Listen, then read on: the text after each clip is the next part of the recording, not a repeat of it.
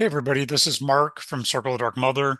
Today we're going to talk about the Gospel of Thomas. So first, what is Gnosticism? The term gnosis is a Greek word that literally means knowledge. Since it's associated with spirituality, some have claimed that the term means hidden knowledge, but it is more accurate to define it as experiential knowledge. Gnosticism was first associated with a group of mystical Christian traditions around the second century CE. Some scholars have limited the definition to only these groups and have not considered the broader picture of what Gnosticism encompasses. Because biased scholars consider the term Gnostic to only encompass Christian tradition that was considered heretical during the second century CE, most of the general public who knows the term believe that all Gnostics are the same. This is absolutely not the case. Gnosticism is a very broad set of traditions. So, what is the Gospel of Thomas? The Gospel of Thomas is a Gnostic text that was found with the Nag Hammadi library. These texts were found buried near Nag Hammadi, Egypt. Scholars speculate that these works were buried by monks who wanted to preserve them against church destruction. These texts were written in Coptic, which is an Egyptian language, with the original text possibly dating back to 60 CE. What has been called the Gospel of Thomas is Nag Hammadi Codex 2, composed of 114 sayings or logions that are attributed to Jesus, or more commonly, the Gnostic name for him, Yeshua, which would have been his Aramaic name, which he would have used when he was alive. The author was said to be St. Thomas, which suggests the text was written in Syria or Alexandria, where traditions around Thomas were popular. The Gospel of Thomas was once considered to be included in the New Testament, but eventually replaced by the Gospel of John. So I want to talk a little bit about a couple of the theologians. I don't want to go through all of them. I mean, 114 is a lot, but I'm going to do the first and the last just to give you a feel for it. And this is somewhat different than what you will see in traditional Christianity because it is meant to be mystical.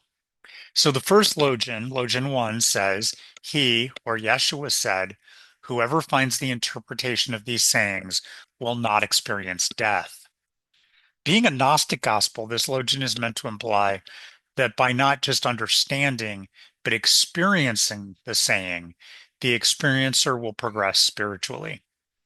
The reference to not experiencing death is not about physical life, but instead the liberation from the cycle of reincarnation with no conscious remembrance of the past incarnation. This is the goal of Gnosticism, the liberation and enlightenment from the reincarnation, which is forced on us from life to life until we awaken.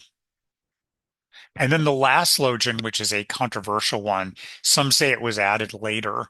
I'm not so sure because it does fit in with Kabbalistic and Jewish teachings. But Simon Peter, one of the disciples, said to them, Make Mary leave us, for females don't deserve life. Jesus or Yeshua said, Look, I will guide her to make her male so that she too may become a living spirit, resembling you males. For every female who makes herself male will enter the kingdom of heaven. So, in most of the Gnostic Gospels, Peter's a real jerk. He's mean-spirited, he's a chauvinist, and he's real unhappy that Mary is Yeshua's favorite because she's the smartest of the disciples. She gets it, where Peter often doesn't. So, Yeshua is not saying that he will actually turn Mary Magdalene into a man. The true meaning of this logion is based on the Jewish symbolism of male being a giver and female being a receiver. And this is based on sexual imagery. It's a lot like in our science, we would probably go with positive and negative polarities, like on a battery. Not that one is better or worse, just that they're sort of opposites. And it's not to say that all men are givers and all women are receivers. Those are archetypical. In fact, for spiritual enlightenment, all must become both male, a giver, and female, a receiver. He's also implying that the men need to become givers as well. So what he's saying is that if someone is archetypically female, they need to add the male giver um, portion to their being. And if someone is archetypically male as a giver, they need to also embody the female receiver energy. And again, not no individual is fully seen as male giver or female receiver. They are a blend, and we need to find that in balance. Thanks. Hopefully that was real interesting for you. I know we don't do a lot of the Gnostic stuff. We do a lot more of Kabbalah and Lilith, but I thought this was interesting for a change. Let me know if you enjoyed it.